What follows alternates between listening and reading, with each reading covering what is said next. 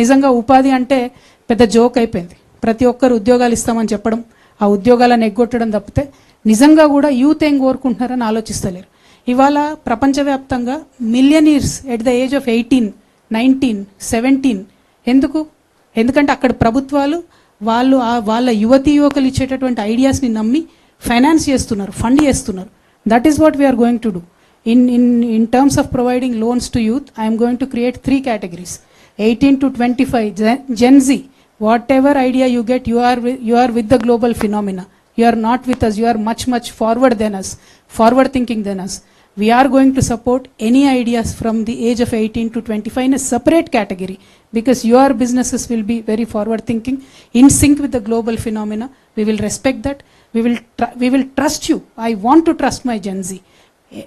Anybody from the age of 25 to 45, మా యంగ్స్టర్స్ని, యువతి యువకుల్ని, ముఖ్యంగా మహిళల్ని ఎంకరేజ్ చేస్తూ ఉన్నాను నేను. ప్లీజ్ థింక్, మనం బిజినెస్ మెన్ కావాలి, మనం 100 మందికి జాబ్లు ఇవ్వాలి.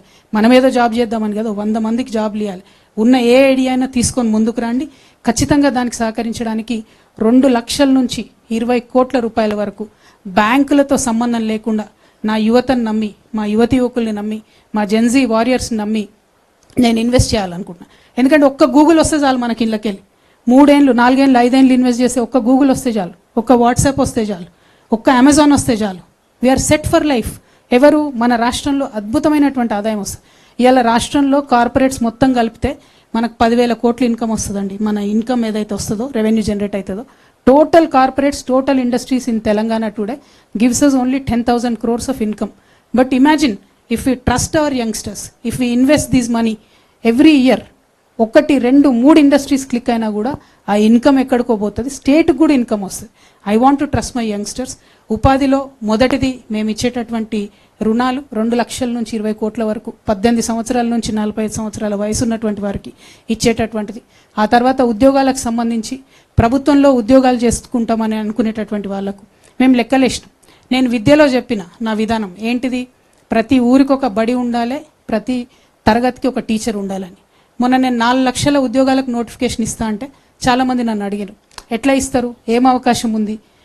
ఇవాళ ఎస్సీ బ్యాక్లాగ్స్ అండి, మీకు చెప్తా ఉన్నా, 40,000 ఉన్నాయి ఎస్సీలలో నింపాల్సినటువంటి ఖాళీలు, ఈ ప్రభుత్వం నింపకుండా వదిలేసినటువంటి ఖాళీలు. ఎస్టీ బ్యాక్లాగ్స్ ఉన్నాయి. అదేవిధంగా అనేకమైనటువంటి ఫిజికలీ హ్యాండిక్యాప్డ్కి సంబంధించినటువంటి రిజర్వేషన్ బ్యాక్లాగ్స్ ఉన్నాయి. ఇవన్నీ ఒక పక్కన అయితే, మేము అనుకున్న విధానంలో ప్రభుత్వ పాఠశాలలు నడపాలంటే, గుడిని ఎంత పవిత్రంగా చూస్తామో బడిని అంత పవిత్రంగా చూడాలంటే మాకు టీచర్లే 2 లక్షల మంది కావాలి. ఒకటేసారి నోటిఫికేషన్ ఇస్తాం. మాకు ఉర్దూ టీచర్లు కావాలి, తెలుగు టీచర్లు కావాలి, ఇంకా అనేక డిపార్ట్మెంట్స్ ఉన్నాయి. My strong belief is that government departments have to be స్ట్రెంథెండ్. అట్లా స్ట్రెంథెన్ చేసుకోవాలి గవర్నమెంట్ డిపార్ట్మెంట్స్ అంటే. చాలామంది ఎంప్లాయీస్ కావాల్సి వస్తారు, కొత్త సెక్షన్స్ యాడ్ చేయాల్సి ఉంటుంది. మేము చాలా బలంగా విశ్వసించేటటువంటిది ఆర్టిఫిషియల్ ఇంటెలిజెన్స్ వచ్చేదైతే జాబ్స్ తీసేస్తూ ఉందో, ఖచ్చితంగా దానికి ఫార్వర్డ్ థింకింగ్ పాలసీ ఉండాలి. మన గవర్నమెంట్ డిపార్ట్మెంట్, ఐటీ డిపార్ట్మెంట్ ఆ దిశగా ఆలోచన చేయాలి. ఆ సెక్టర్లో కూడా అనేక మంది ఉద్యోగులను తీసుకుంటాం.